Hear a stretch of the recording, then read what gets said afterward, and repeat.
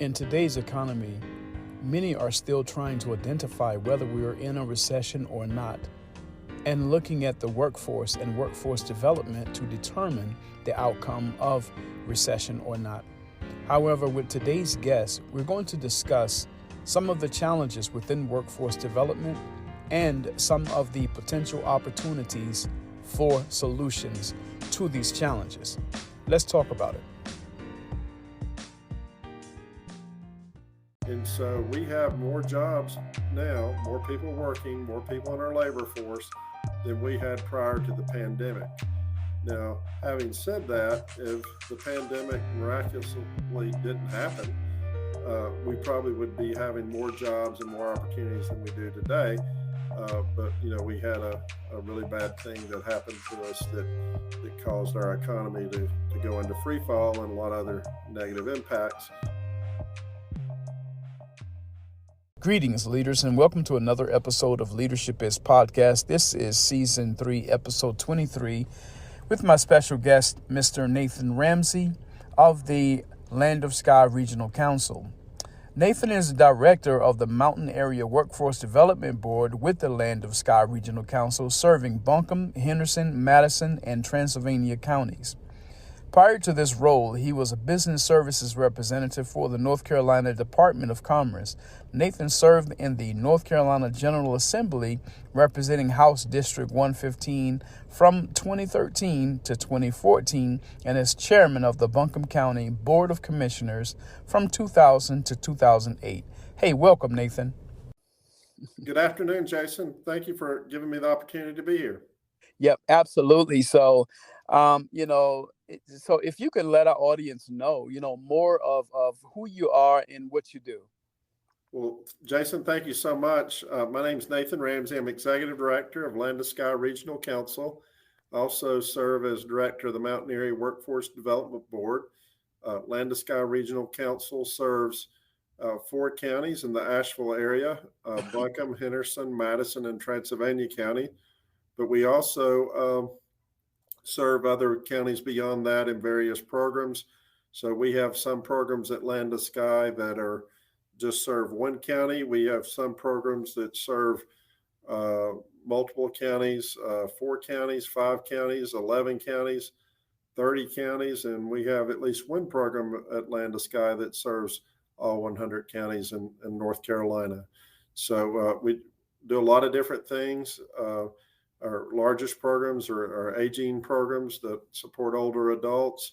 We have economic community development programs, workforce programs, transportation programs, environmental programs as well. So a lot of different things happening at Land of Sky.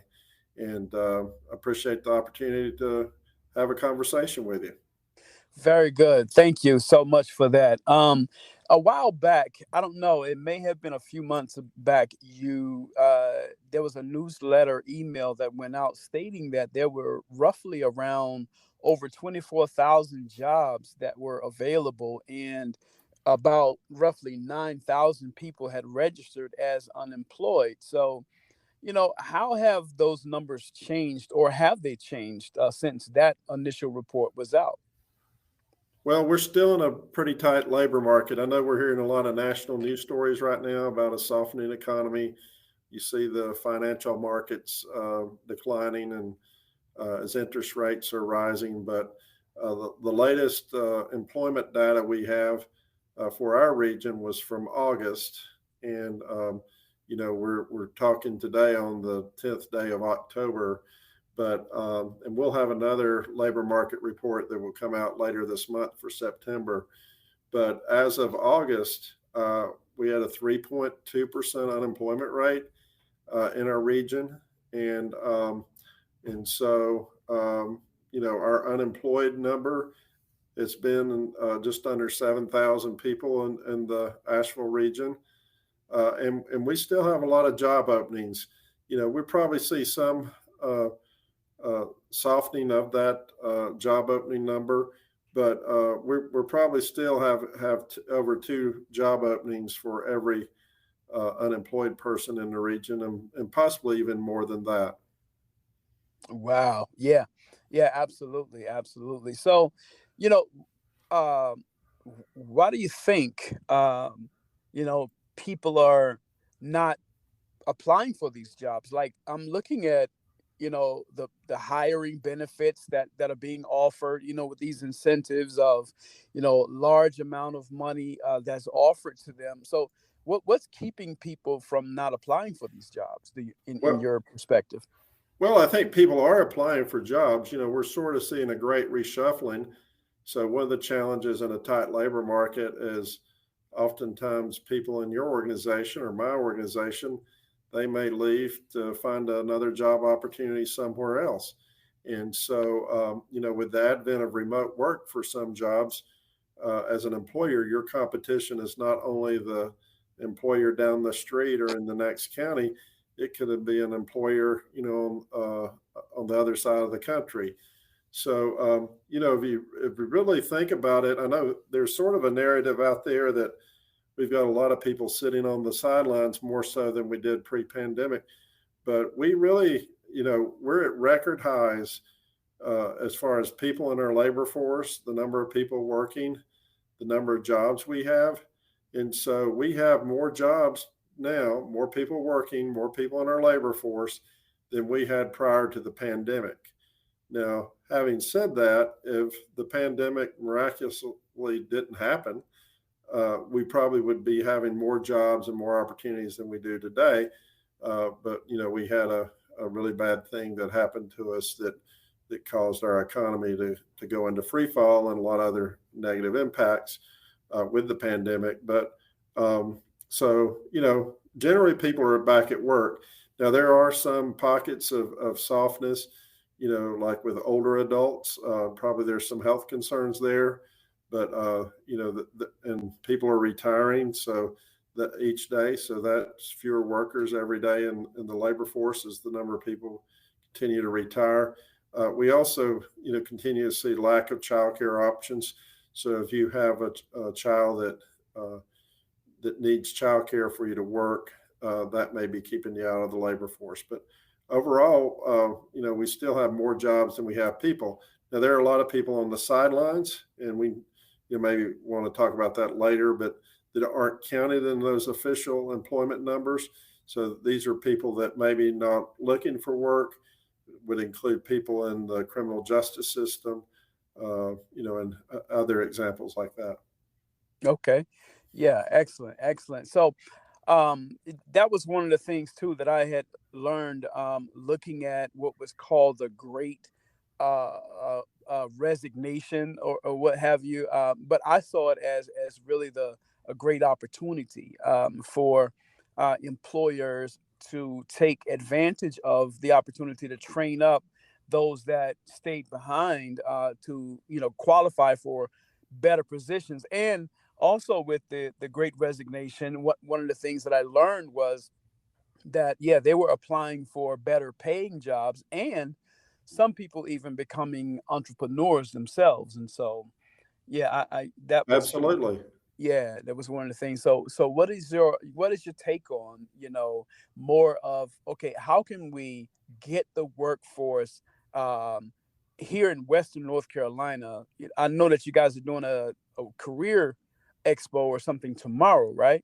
Oh, absolutely. That's one Yeah. of the larger hiring events. So we have over 110 employers participating, and hope we'll have a few people show up. If not, our employers will be very disappointed. But that will be in Fletcher at the WNC Agriculture Center right across from the Asheville Airport.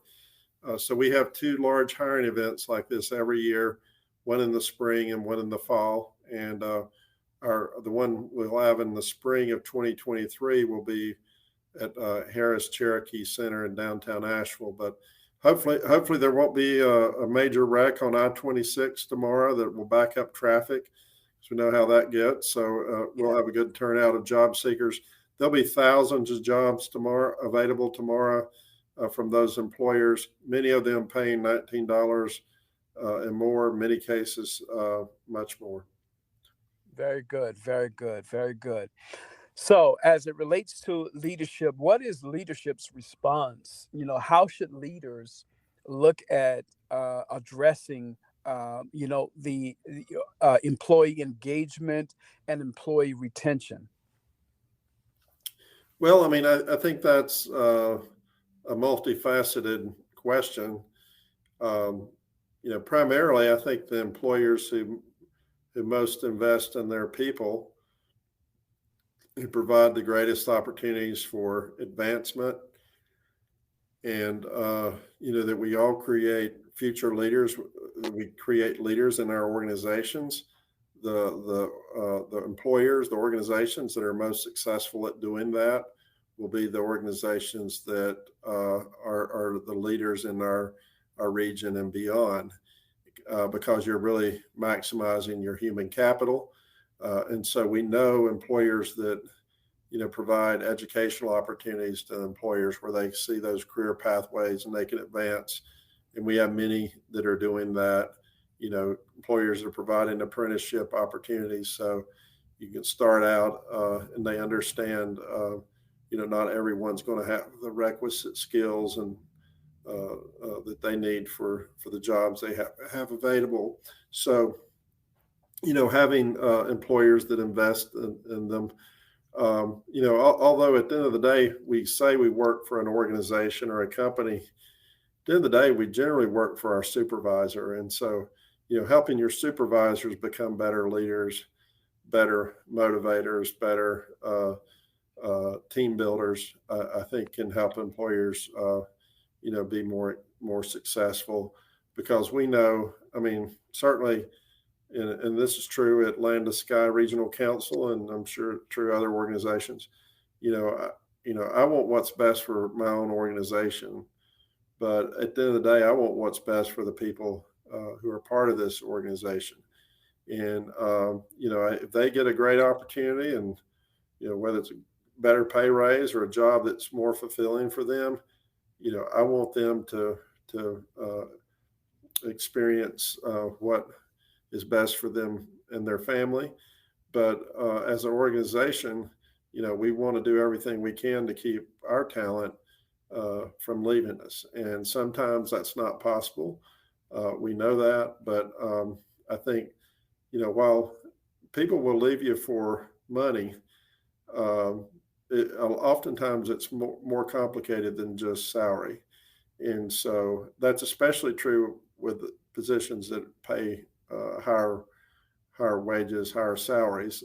I think more entry level positions, it's just like, I got to pay the rent, put food on the table. So if I can get $1 more an hour, then that's something I got to do. But I think, if we look at our organizations and say, really, how can we develop our own talent? Those organizations are going to be very successful in the future. Yeah, yeah. So now, as we kind of go back to the COVID-19 and its impact on employers and the numbers and creating, the space for remote work. So how, what can leaders, do to address the childcare, a situation, or the COVID-19 safety protocols, two of the main reasons why people are not really coming back to the workforce. What can leaders do to address those issues? Well, certainly there were simple solutions. I think most employers, most organizations would do that. And so just want to start off by saying, I know, a lot of these challenges defy easy solution. But, I think there are innovative, creative employers out there that are looking to do just that. I know, we've had a lot of employers talk to us about ways they can provide support for their workers with their child care, and in some cases, elder care. A lot of times people are taking care of a sick parent or other family members, so it's beyond just on the child care space. Certainly, I think the ongoing debate on remote work, in-person work, hybrid work, is taking into account all those different things. So if you have someone that has maybe health concerns, there's a way that you can be more adaptive to address them, what their needs are, then I think you're going to be more successful. I know that's especially challenging in jobs that require someone to be in person every day and really in a customer facing position. And we know nationally those are the jobs that have been the hardest for the employers to fill, and jobs where you're seeing the highest wage increases just due to the imbalance there. So, that's always a big challenge. I haven't figured it out myself on the balance on remote working. We're very flexible at Land to Sky, but I know you also miss something when people don't see each other as often in person. We just recently had an all staff meeting. It was mandatory, and especially for the employees that we had hired during the pandemic. We had a good number of our employees that didn't know there was a lot of strange faces in that room. They didn't, even though we had meetings through Zoom and other remote meetings, there was a lot of people in our organization they didn't even know that worked here, beyond the people they work with every day within their departments or that kind of thing. So I don't think we've fully resolved all those questions, Jason. And there's certainly not easy solutions, but I think at the end of the day, if employers can just assume this current labor market environment may moderate somewhat based on economic conditions, but we're looking at long-term probably worker shortages for a lot of reasons. And so they need to figure out how they can most leverage the talents of the people that are working with them. I think those employers are going to be the ones who are most successful. Very good. Very good. So any closing comments? How can people get more information as it relates to the Land of Sky Regional Council? How can, other employers who would like to help with your efforts, in any of that, and contact information? Oh, thank you so much, Jason. Just reach out to us. Our website's landofsky.org. Our workforce board website is mountaineerworks.org. It has my contact information there. So just you can send me an email to nathan@landofsky.org. I think my cell phone's on there as well, but we'd be glad to engage with you. Just help us address your workforce challenges and help, really be boots on the ground and in additional hands in your organization to help you with your talent needs. And even beyond that, if there are needs that other departments at Land of Sky can assist you with, we would be glad to do so. So I just appreciate you having me on this podcast today, Jason. Just really thank you for all the work you do on behalf of our region and to help develop the next generation of leaders. Absolutely. Thank you so much, Mr. Nathan Ramsey, Director of Land of Sky Regional Council. And listen, you have a wonderful rest of your day, sir. Thank you so much. Same to you. And again, thank you so much.